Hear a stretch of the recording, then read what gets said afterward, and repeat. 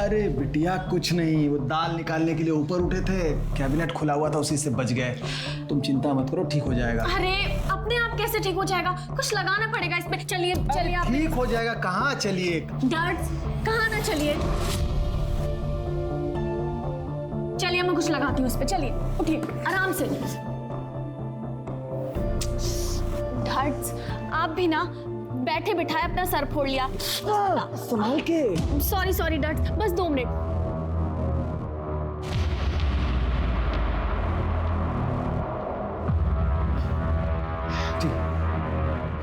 लक्ष्मण लक्ष्मण लक्ष्मण, छुपने से कोई फायदा नहीं है, मैंने देख लिया है तुम्हें। आओ लक्ष्मण। क्लास क्यों नहीं आया आज तुम? वो मेहमान आने वाले हैं तो मालकिन ने पूरा घर साफ करवाया, वहीं देर हो गई। कोई बात नहीं, लेकिन होमवर्क तो किया है ना? हाँ, पर जल्दी जल्दी में किया है, ठीक से किया है कि नहीं वो भी नहीं पता, इसीलिए छुप रहा था।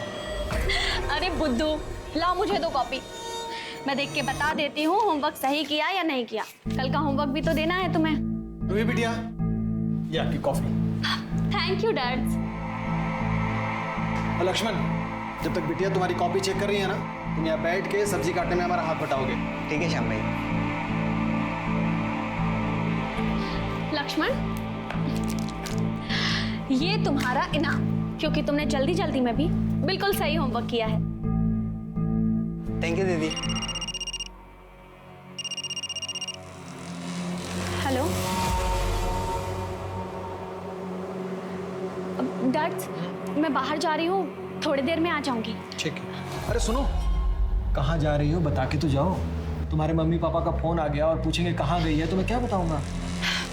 प्लीज डैड, आपको लगता है वो पूछेंगे, और वो भी काम के बीच में से फोन करके पूछेंगे? बिजनेस में लॉस नहीं हो जाएगा उनका? आती हूँ।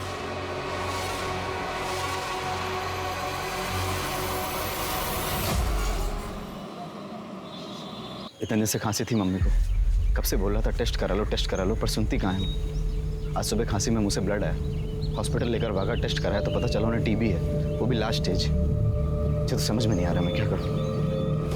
एक काम करो, तुम ये रखो और टेंशन मत लो, सब ठीक हो जाएगा। थैंक यू रूही, पर इतने से कुछ नहीं होने वाला, लंबी ट्रीटमेंट चलेगी। अभी ये रखो, फिर हम देखते हैं, मैं कुछ अरेंज कर लूंगी। अभी तुम आंटी के पास जाओ और उनका ख्याल रखो, अपना भी। ठीक है। सुनो, ये तुम्हारी आंखें इतनी रेड रेड सी क्यों लग रही हैं? तुम ठीक तो हो ना? हाँ, वो रात भर सोया नहीं ना, हॉस्पिटल में था तो थक गया हूँ। मैं चलता हूँ, मुझे लेट हो रहा है हॉस्पिटल के लिए। ठीक है।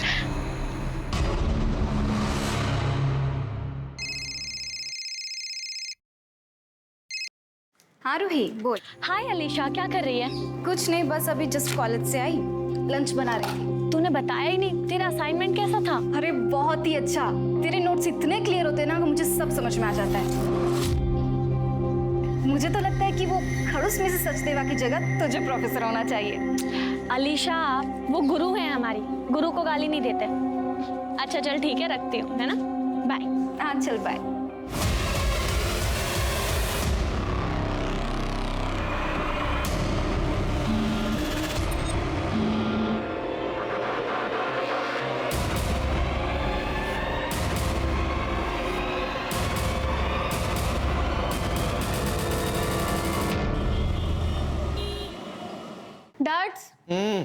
डैड्स, मॉम डैड का कॉल आया, बताया उन्होंने वो कब तक आएंगे। अरे बिटिया, बार बार एक ही बात पूछने से बात बदल थोड़ी जाएगी हैं? आ जाएंगे जब उनको आना होगा।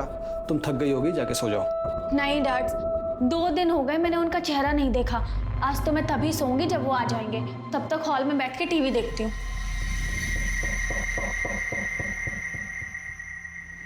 प्रतीश प्लीज, गलती तुम्हारी थी, आज तुम्हारी वजह से ना ये डील गई हमारे हाथ से। Why are you blaming me? बताओ मुझे। श्याम!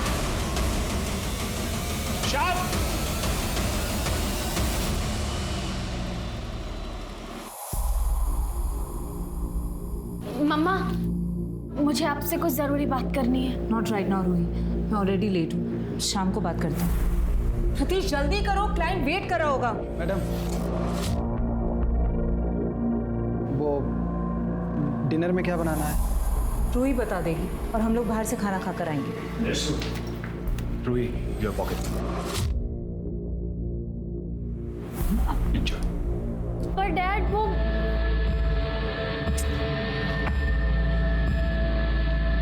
डैड, आप ठीक हो ना? कल रात को जो कुछ भी हुआ, उस बात से आप बहुत परेशान होगे ना? नहीं बेटा।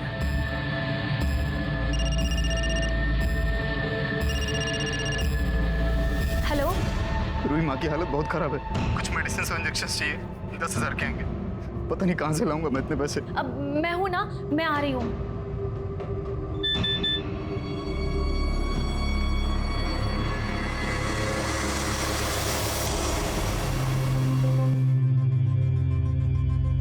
अरे रूही, क्या हुआ? मूड क्यों ऑफ है तुम्हारा? मम्मी पापा से झगड़ा हो गया?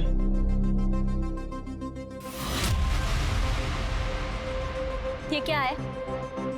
रूही, तुम जैसा सोच रही हो वैसा कुछ भी नहीं है, ये तो बस दोस्तों के साथ में। यही है ना वो मेडिसिन और इंजेक्शन जिसके लिए तुम्हें मुझसे 10,000 चाहिए थे? मम्मी की बीमारी का झूठ बोल के मैं तुमसे पैसा लूंगा? वो बिल्कुल ठीक है, मेरी अभी उनसे बात हुई और तुम्हें तो मुझे थैंक यू बोलना चाहिए कि मैंने उन्हें ये नहीं बताया कि उनका बेटा ड्रग्स लेने के लिए उन्हें हॉस्पिटल तो क्या मौत के कगार तक पहुंचा चुका है। मेरी बात सुनो, मुझे भरोसा करो, मैं ऐसा नहीं हूँ। रूही, मुझे पैसों की बहुत जरूरत है, प्लीज मुझे। मनीष, मेरा हाथ छोड़ो। रूही, मुझे पैसों की बहुत जरूरत है। मनीष, रूही,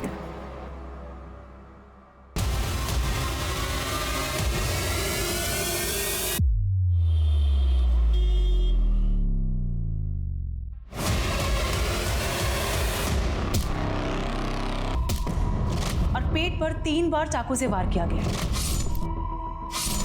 सर देखकर तो ऐसा लग रहा है कि रेप हुआ है और वो भी बहुत ब्रूटली। और सर प्राइवेट पार्ट पर बहुत गहरे चोट के निशान हैं।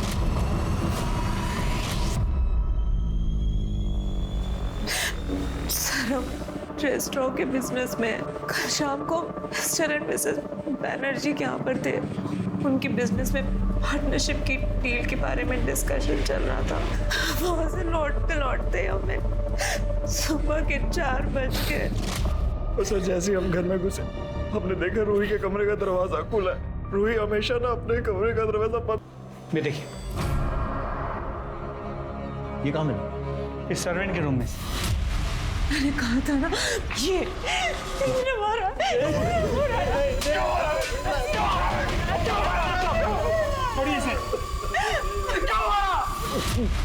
मैंने रूही बिटिया को नहीं मारा है साहब। रूही बिटिया बिल्कुल मेरी अपनी बिटिया जैसी थी साहब। तूने नहीं मारा तो फिर ये चाकू तेरे रूम में क्या कर रहा था? मुझे नहीं मालूम है साहब। मैंने कल इसी चाकू से बिटिया को पपीता काट कर दिया था और यही फल की टोकरी में रख दिया था साहब। ये आपके किचन का चाकू है? और ये फोन किसका है? ये लक्ष्मण का है साहब। कौन लक्ष्मण? यही सामने के बंगले पे वो संधू साहब के यहाँ काम करता है और पास की झुग्गी झोपड़ी में रहता है साहब। रूही बिटिया से फ्री में पढ़ने के लिए आया करता था। दिन में काम करता है इसलिए रात को पढ़ने के लिए आता था वो यहाँ। कल रात को भी वो यही था। रूही बिटिया के कमरे में कंप्यूटर सीख रहा था साहब। और वो घर कब गया था? नहीं मालूम साहब। मैं 11 बजे सो गया था तब वो बिटिया के साथ कमरे में ही था। ये भी तो हो सकता है कि तेरे जाने के बाद उसी ने रूही के साथ जबरदस्ती की हो।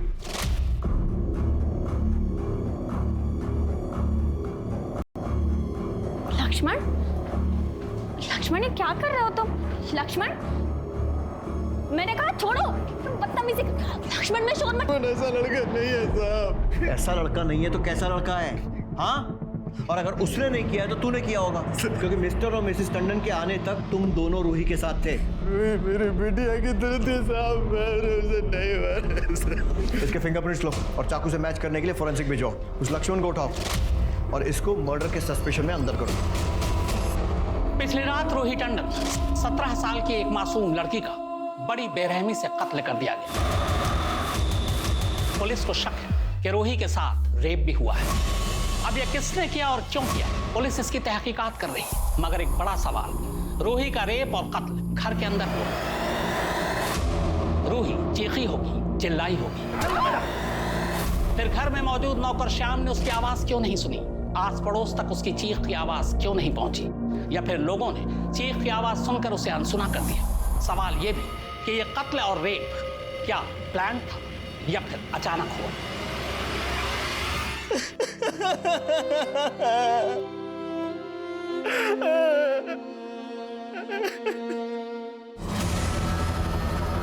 लक्ष्मण कहाँ है? ये बाजू वाले खुले में साहब। उधर? लेकिन वो घर पे नहीं साहब। कहाँ गए? कल सुबह 10 बजे काम पे गया था, तब से घर नहीं आया साहब। क्या काम करते हैं? हाँ मैडम, लक्ष्मण कल काम पे आया था, पर वो काम खत्म करके रात 9 बजे मिस्टर टंडन के यहाँ चला गया। मिश्रा, पक्की बात है कि ये लक्ष्मण गायब नहीं हुआ है, फरार हो गया। मिश्रा, इसके नाम को बोलो जारी करो। जी सर। लेकिन सर आस पड़ोस से पता चला है कि ये लक्ष्मण बहुत ही कम बोलने वाला सीधा साधा मेहनती लड़का था। मिश्रा, चुप रहना और मेहनती होना इनोसेंट होने की निशानी नहीं है। अपने करियर में बहुत सारे क्रिमिनल देखे हैं मैंने, जो दिखते सीधे हैं लेकिन होते बहुत टेढ़े हैं। रूही के लैपटॉप या मोबाइल से कुछ मिला? सर रूही के लैपटॉप से पता चला कि वो बच्चों को ऑनलाइन ट्यूशन देती थी। तो जितने पैसों की ट्रांजैक्शन उसके बैंक अकाउंट से होती, लगता नहीं कि वो सिर्फ ट्यूशन फीस थी। मतलब? सर रूही के पेरेंट्स उसे अच्छी खासी पॉकेट मनी देते थे। उनके बैंक में अच्छी खासी रकम भी शो हो रही है और फ़ोन में पैसे क्रेडिट होने के मैसेजेस भी मिले। सर एक दिन में 20-20 हज़ार रुपये निकाले गए और कैश में अच्छी खासी रकम भी निकाली गई है। हर दूसरे दिन इतने पैसे क्यों निकाल रही थी? पार्टी वार्टी करने के लिए? कहीं ड्रग्स का चक्कर तो नहीं?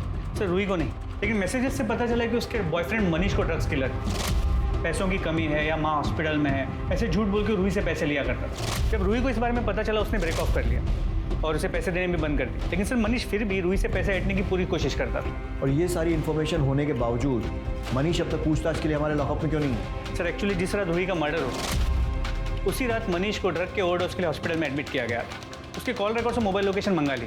मनीष से मिलते हैं और देखते हैं ये क्या बोलता है। शायद रिकॉर्ड्स की जरूरत ही ना पड़े। सर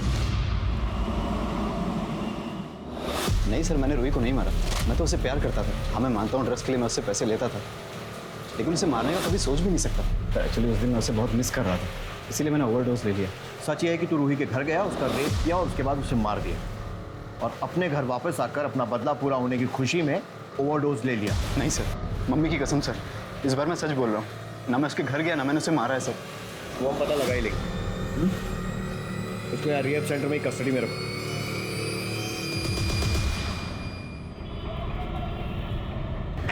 मतलब रूही शायद अनजाने में मनीष की ड्रग्स की आदत को सपोर्ट कर रही थी, या फिर शायद उसे भी ड्रग्स की लत थी। सर पूछताछ तो ऐसा कुछ समझ में नहीं आया। रूही के फ्रेंड्स, प्रोफेसर या रिलेटिव्स, उनका यही कहना है कि बहुत ही अच्छी लड़की थी। उसका इंटरेस्ट सिर्फ पढ़ाई और सोशल सर्विस में था। जी सर, और पोस्टमार्टम रिपोर्ट से भी यही कंफर्म हुआ है कि रूही ड्रग्स नहीं लेती थी। और ये भी पता चला कि उसके साथ रेप नहीं हुआ था, जैसे हमें क्राइम सीन पे लगा था, क्योंकि उसके प्राइवेट पार्ट्स को डिस्ट्रॉय किया गया। सर उसके बॉडी पे, कपड़ों पे, बेडशीट पे कहीं भी कोई सीमेंट ट्रेसेस या कोई लुब्रिकेंट के सैंपल्स नहीं मिले। कोई हार्ड स्टिक या रॉड जैसी किसी चीज़ को इंसर्ट करके उसके प्राइवेट पार्ट्स को डिस्ट्रॉय किया गया। सर उसकी मौत 10 फरवरी की रात 11 से 2 के बीच हुई और मौत की वजह चाकू से वार। सर, टंडन फैमिली के पड़ोसी संदीप जैन आपसे मिलना चाहते हैं। सर मैं टंडन फैमिली के पास वाले घर में रहता हूँ। लास्ट वीक जब मैं देर रात तक कुछ काम कर रहा था तो टंडन के यहाँ से मुझे अचानक चीखने चिल्लाने की आवाज़ सुनाई दी। तो मैंने सुना कि मिस्टर और मिसेस टंडन अपने सर्वेंट शाम के ऊपर चिल्ला रहे थे कि वो रूही के साथ कुछ गंदी हरकतें करने की कोशिश कर रहा था जो वो सो रही थी। जैन साहब आप? अरे क्या हुआ टंडन साहब, आपके घर से इतना शोर आ रहा है? सब ठीक है ना? जी वो संदीप जी, जी बिल्कुल ठीक है। आई एम सो सॉरी आपको इतनी रात को डिस्टर्ब हुआ। आप जाइए, आराम से सो जाइए, अभी कोई आवाज़ नहीं आएगी आपको।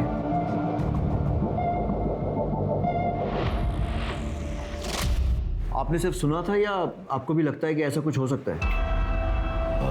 सर मैं कुछ बोल नहीं सकता, पर जो एक नौकर और मालिक के बीच में फ़र्क होना चाहिए ना, वो मुझे रूही और शाम के बीच में कभी दिखाई नहीं। इनफैक्ट रूही शाम से कुछ ज़्यादा ही फ्रैंक थी। मिस्टर और मिसेस टंडन दोनों बहुत मनी माइंडेड हैं, पैसे के पीछे भागने वाले, लेट नाइट पार्टीज करने वाले और भी जाने क्या क्या बकवास। बकवास मतलब? साफ साफ बताइए। सर मैंने बहुत गलत बातें सुनी हैं उनके बारे में कि वो अपने बिजनेस को बढ़ाने के लिए कुछ भी करने के लिए तैयार हैं। एग्जैक्टली पता नहीं, लेकिन आई थिंक उस दिन भी वो ऐसी किसी पार्टी में थे। मिश्रा, पता करो मिस्टर और मिसेस टंडन उस रात कहाँ थे और क्या कर रहे थे। सर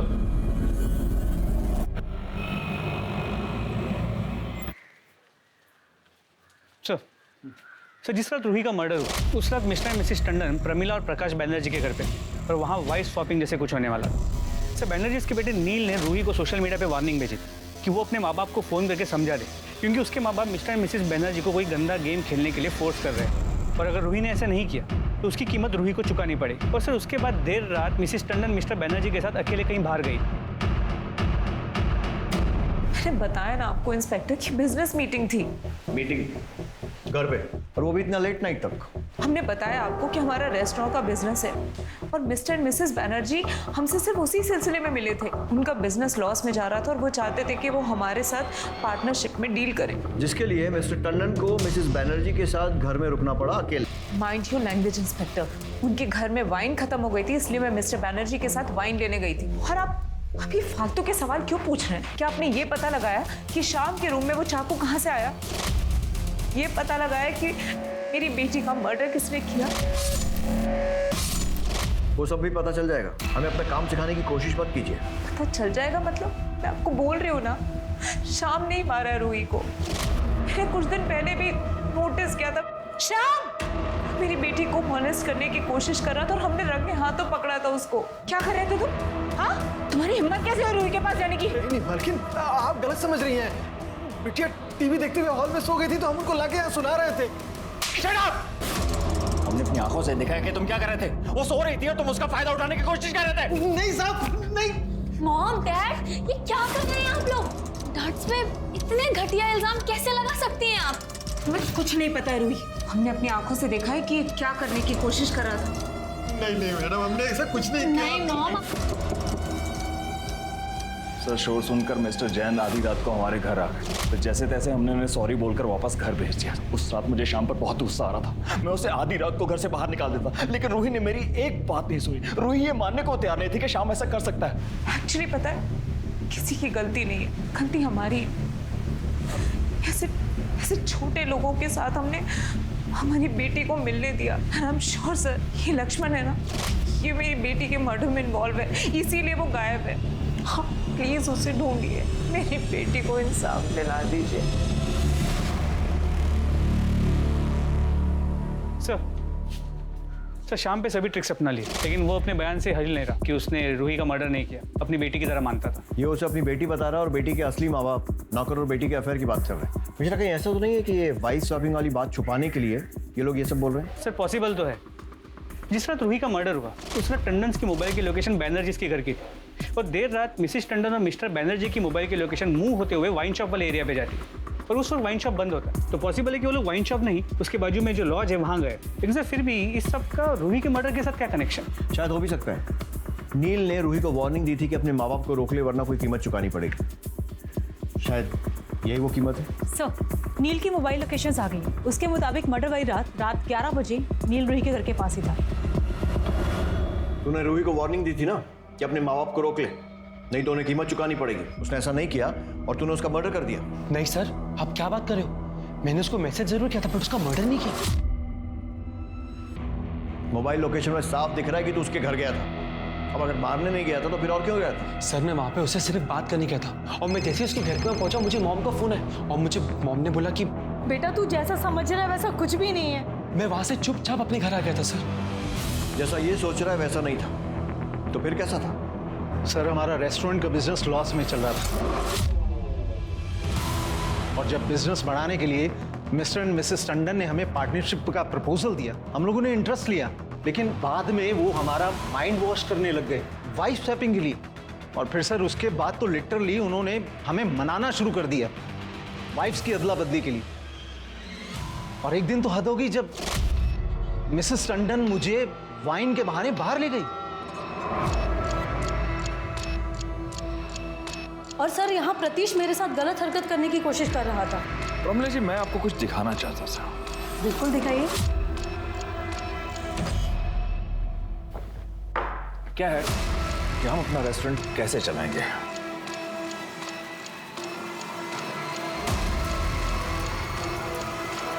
ये क्या कर रहे हैं आप?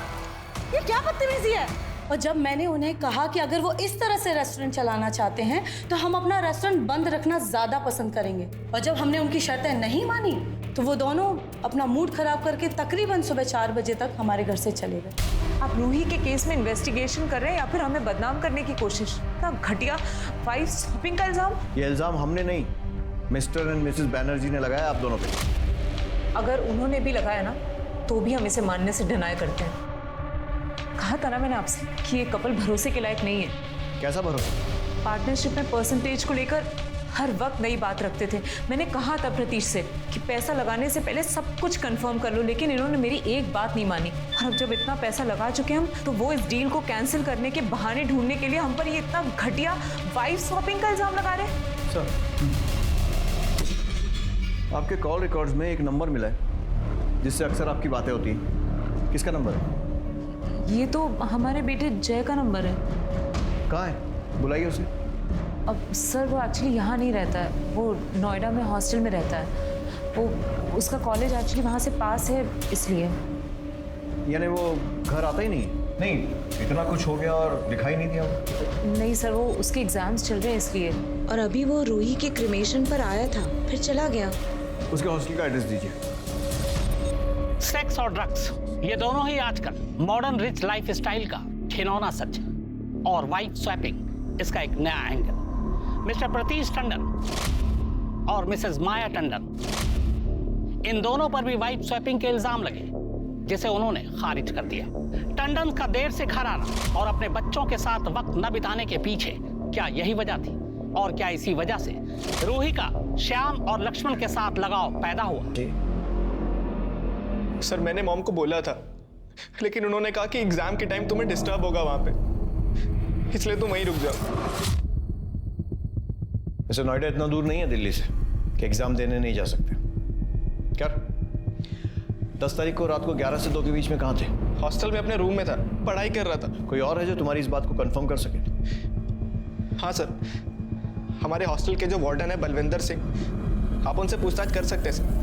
मिस्टर, अर्जेंट बेसिस पर इस जगह की कॉल लोकेशन और मोबाइल रिकॉर्ड्स निकलवाओ। जी सर, लेकिन सर मुझे अब भी लगता है कि ये मर्डर मिस्टर मिसेस टंडन या फिर श्याम ने लक्ष्मण के साथ मिलकर किया है। चल शुरू हो जा, बोलना। आपको जितना मारना है मार लो साहब, पर फिर भी मैं वही कहूंगा कि मैंने रूही बिटिया के साथ कुछ भी नहीं किया है। 17 साल मैंने उसको पाल पोस कर बड़ा किया है। प्यार से मुझे डैड्स कह के बुलाती थी। डैड्स? अरे क्या हुआ आपको? पुलिस पूरी कोशिश कर रही थी श्याम से सच उगलवाने की। फोरेंसिक रिपोर्ट के मुताबिक श्याम के कमरे में मिले चाकू पर जो खून था वो रूही का ही था, लेकिन फिंगरप्रिंट्स 4 लोगों के मिले थे। माया, प्रतीश और श्याम के फिंगरप्रिंट्स तो मैच हो गए थे, लेकिन चौथा फिंगरप्रिंट मैच नहीं हुआ था। टंडन ने फिर लक्ष्मण का ही नाम लिया। 2 दिन तक पुलिस इसी उधेड़बुन में लगी रही कि रूही को आखिर इन चारों में से किसने मारा और लक्ष्मण कहाँ है। तो सर पर बहुत गहरी चोट का निशान है और पेट में कई बार चाकू से वार किया गया। पहचानते हैं इसे? हाँ सर, ये लक्ष्मण है, लेकिन हमें नहीं पता इसकी बॉडी यहाँ पर कैसे है। सर ये रूम तो हम यूज़ भी नहीं करते। रेस्टोरेंट का या घर का कुछ एक्स्ट्रा सामान होता है, उसको रखने के लिए हार्डली यूज़ करते हैं। और शायद इस बार लक्ष्मण की बॉडी रखने के लिए यूज़ कर लिया। सर अगर हमने लक्ष्मण की बॉडी यहाँ रखी होती तो हम खुद आपको सामने से फ़ोन करके क्यों बताते? ठीक इसीलिए, ताकि हम ये सोचें कि आपने अगर बॉडी रखी है तो आप क्यों फ़ोन कर रहे हैं। बहुत पुरानी ट्रिक है, हम बहुत सारे केसेस में और आप लोग बहुत सारी फिल्मों में देख चुके होंगे। आप जैसा सोच रहे हैं सर, ऐसा बिल्कुल नहीं है। हमने कुछ नहीं किया। ऐसे लोगों को तो मैं अपने घर में भी घुसने नहीं देता। ये रूही थी जो सबको सर पे चढ़ा रखा था। ये श्याम, ये लक्ष्मण। बॉडी को पोस्टमार्टम के लिए भेजो और पूरे रूम की अच्छे से तलाशी लो, देखो कोई एविडेंस मिलता है। टंडन दंपत्ति के गैराज से मिली लक्ष्मण की लाश ने पूरे केस को ही पलट कर रख दिया। अब तक पुलिस को सारा शक लक्ष्मण पर ही था, लेकिन अब लक्ष्मण का भी कत्ल हो चुका था, लिहाजा पुलिस के शक की सुई रूही के माता पिता की तरफ घूम जाती है। पर क्या पुलिस इस केस को अब सॉल्व कर पाएगी? मिस कर रही थी ना? सच बोल, कर रही थी ना मिस? हट जा मेरे रास्ते से तुम दोनों। क्या करेगी घर पे जाके? अरे बोर होगी, मैं आऊँ क्या? कंपनी दूंगा तुझे। मेरी चप्पल कंपनी देगी तुम लोगों को। बचाओ! क्या कर रहा है? बचाओ! हेल्प! देख लूंगा तुझे, छोड़ूंगा नहीं। चल कैसे हो बहन, ठीक है ना? लक्ष्मण जो कि रूही के मर्डर का सस्पेक्ट था, उसकी बॉडी रूही के ही घर के एक स्टोर रूम से मिलती है। अब सवाल यह है कि उसको मारा किसने? शायद श्याम ने, क्योंकि लक्ष्मण ने श्याम को रूही का रेप और मर्डर करते हुए देख लिया था।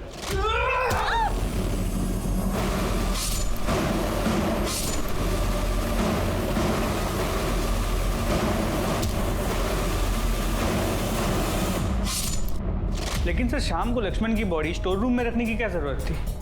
ताकि शक मिस्टर और मिसेस टंडन पर आ जाए। लेकिन एक और पॉसिबिलिटी, शायद मिस्टर एंड मिसेस टंडन ने ही लक्ष्मण को मारा। नील के मैसेजेस से रूही को पता चल गया था कि उसके माँ बाप पार्टी और बिजनेस के लिए क्या क्या करते हैं। हो सकता है कि उस रात जब वो घर पहुंचे हों, रूही ने उन्हें वो मैसेजेस दिखाए हों।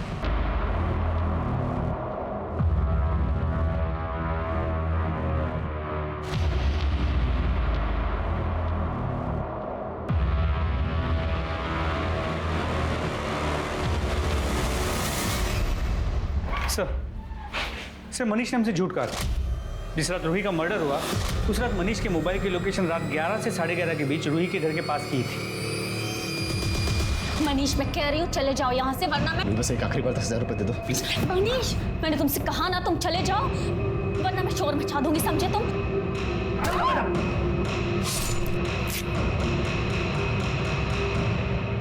एक बार मुझे भरोसा कर लो, मुझे रिहाब सेंटर जाने के लिए 10,000 रुपए चाहिए। रूही मैं ठीक होना चाहता हूँ और अब मैं तुमसे ठीक होने के बाद ही मिलूंगा। ठीक है, ये लो और निकलो यहाँ से। देखते हैं बेटा इस बार तेरी कहानी में कितनी सच्चाई है। सर मोबाइल लोकेशन से तो लग रहा है कि मनीष सच कह रहा है, क्योंकि लोकेशन के मुताबिक मनीष रूही के घर से ड्रग्स लेने गए, वहाँ से अपने घर, और सुबह 6 बजे अस्पताल और 10 बजे रिहैब सेंटर का लोकेशन दिख रहा है। मिश्रा ये भी हो सकता है कि मनीष ने ही रूही को मारा। तो हो तो सकता है, पर हाँ सर ये लक्ष्मण की पोस्टमार्टम रिपोर्ट, उसे एड्स था। और सर लक्ष्मण की मौत भी 10 तारीख की रात को 12 से 2 के बीच हुई, सर पे चोट लगने की वजह से, और फिर उसे स्टैप किया गया। मतलब रूही और लक्ष्मण को मारने वाला एक ही इंसान है, क्योंकि दोनों का मर्डर एकदम सिमिलर तरीके से हुआ। सर गुलमोहर बाग में एक और लड़की का मर्डर और रेप हुआ, उसके साथ भी रूही की तरह सेम तरीके से ब्रूटैलिटी से मर्डर किया गया है।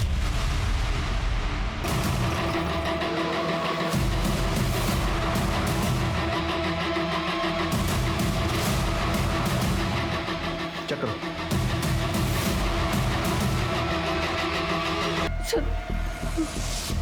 वो लड़के, आलिशा ने मुझसे कहा था कि जब भी वो कॉलेज से आती थी तो वो लड़के उसका रास्ता रोकते थे।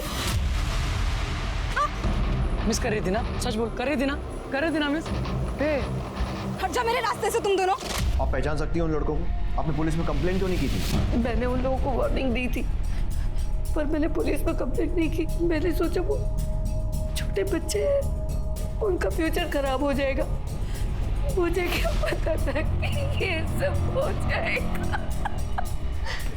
इन सब लड़कों की डिटेल्स लो और उठाओ सबों को। सर हम लोग तो सिर्फ मजाक कर रहे थे उसके साथ, मैं सच कह रहा हूँ, हमने नहीं मारा आलिशा को।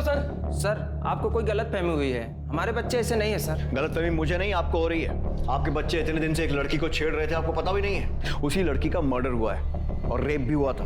अब 2+2 कुछ समझ में आ रहा है या अभी भी इनकी सफाई देनी है? और तू आखिरी मौका है सच बोलने का, बोल दे, क्योंकि अगर मैंने सच उगलवाना शुरू किया ना तो तेरा बाप क्या भगवान भी नहीं बचा पाएंगे तुझको। बोल। सर वो अलीशा मुझे बहुत अच्छी लगती थी और ये बात इसे बताते इसलिए ये उसे जानबूझकर चिढ़ाया करता था, लेकिन मैं सच कह रहा हूँ मैंने कभी उसे कुछ नहीं कहा। ये बात सही है कि मुझे पता था दिन भर वो अकेली रहती है रूम में, इसलिए मैं जाता था और उसे चुपके देखता था सर। और कल उसने तुझे देख लिया, तुझे धमकी दी, तुझे गुस्सा आया, तूने उसका रेप किया और मर्डर कर दिया है ना? नहीं सर, मैंने नहीं मारा अलीशा को, और कल तो मैं उसके घर की तरफ गया ही नहीं। इनको बाहर लेकर चलो, इनकी स्टोरी क्रॉस चेक करो। चलो बेटा। अरे आप जबरदस्ती बात। इनकी सफाई देने के बजाय अगर टाइम पर इन्हें संस्कार दिए होते ना तो ये नौबत नहीं आती। सर हमने कॉलेज के स्टाफ और वहाँ के सीसीटीवी फुटेज से कंफर्म किया, अर्जुन और उसका दोस्त सच कह रहे हैं। शाम 5 बजे तक वो लोग कॉलेज में ही थे। सर अलीशा के घर के पास का सीसीटीवी फुटेज मिल गया। सर इसने जानबूझकर फेस पर कपड़ा और सर पर कैप पहनी हुई है। सर किसी भी तरीके से इसका चेहरा पहचानना इम्पॉसिबल है। एक मिनट, रिवाइंड करो, प्ले, पॉज, जूम करो, शूज पे। ये शूज मैंने पिछले 4-5 दिनों में कहीं देखे हैं, कहीं पर रखे हुए देखे हैं या फिर किसी ने पहने हुए थे। मिश्रा, यादव, रूही और अलीशा के मर्डर के जितने भी सस्पेक्ट्स हैं उनके घरों की फिर से तलाशी लेनी होगी, लेकिन याद रहे कि उन्हें पता नहीं लगना चाहिए कि हम ढूंढ क्या रहे हैं। अलीशा की पोस्टमार्टम रिपोर्ट के मुताबिक उसकी मौत बिल्कुल रूह थी।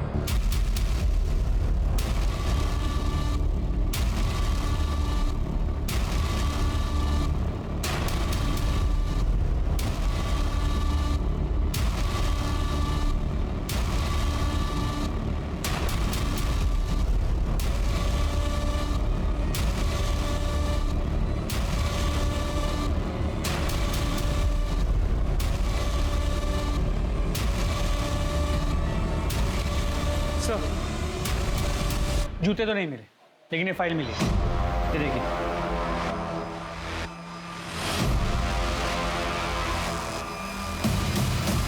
तेरे मोबाइल रिकॉर्ड से साफ है कि जब रूही का मर्डर हुआ था तेरी लोकेशन घर पे थी, और जब अलीशा का मर्डर हुआ तो तेरी लोकेशन उसके घर पे थी। बाकी सीसीटीवी फुटेज तुझे दिखाई दिया है। चल अब शुरू हो जा, बता क्यों किया ये सब। हाँ, मुझे प्राइवेट पार्ट में इन्फेक्शन था।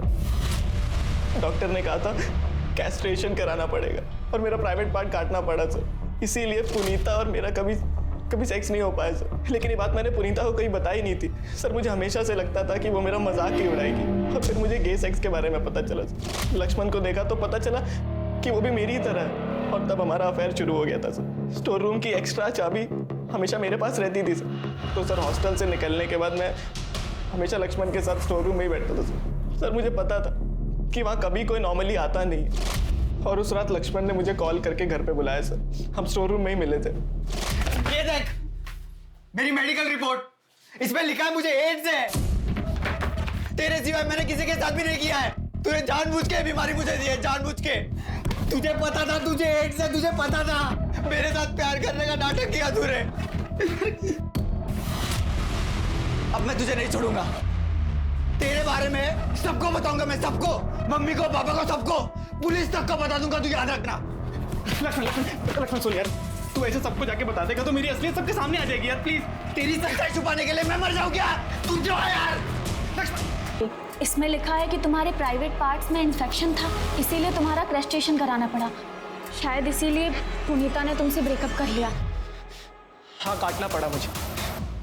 नामर्द हूं ना मैं, यही कहना चाहती हो ना तुम? हाँ, मैं पुनीता के साथ कुछ नहीं कर पाया। नहीं भैया, तो बस आपसे ये कहना चाह रही हूँ कि शायद पुनीता को अगर हम पहले बता देते इस बारे में तो शायद वो इस सिचुएशन को समझ पाती। मुझे ऐसा लगता है कि मुझे उसे बता देना चाहिए। रूही, कहा था ना फेक सिंपैथी नहीं चाहिए, मतलब नहीं चाहिए। सर सिर्फ मॉम डैड है जो मुझे अच्छे से समझते हैं सर। मुझे लगा वो फंस जाएंगे, वो मैं उन्हें खोना नहीं चाहता था सर। मुझे पता था अलीशा दोपहर में अकेले घर पे रहती है, इसीलिए मैं जानबूझकर मुंह छुपा कर गया था ताकि कोई पहचान ना सके।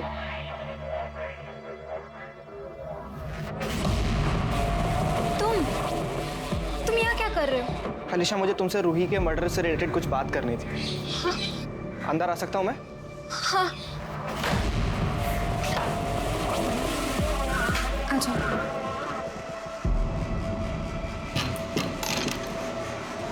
हाँ, क्या बोल रहे थे? अलीशा, मुझे पता है रूही का मर्डर किसने किया है। किसने किया है? मैंने। हाँ? भी मार देता सर, लेकिन मेरे पास कोई और ऑप्शन नहीं था सर। रूही से बात करने का ऑप्शन था तेरे पास। जो लड़की गरीब और मजबूर लोगों की बात समझ के उनकी हेल्प करती थी, वो अपने भाई की बात नहीं समझ सकती थी। और तेरे सर पर तो सनक सवार थी। सिर्फ रूही नहीं, अलीशा, लक्ष्मण, सबको मार दिया। किस लिए? ताकि माँ बाप को खोना ना पड़े। और अब तेरे माँ बाप ने तुझे हमेशा के लिए खो दिया। जय टंडन, रूही का भाई और उसका कातिल।